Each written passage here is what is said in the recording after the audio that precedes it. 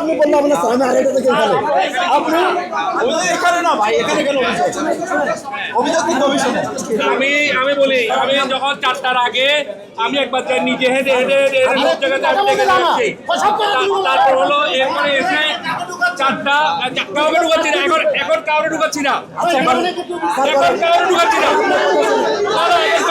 না, এখানে কারো ঢুকাচ্ছি, কোন প্রার্থী ঢুকছে? না না, কোনো প্রার্থী নেই। ওইগুলো অভিযোগ আছে, ওটা অভিযোগ কমিশন উন্নতি করবে।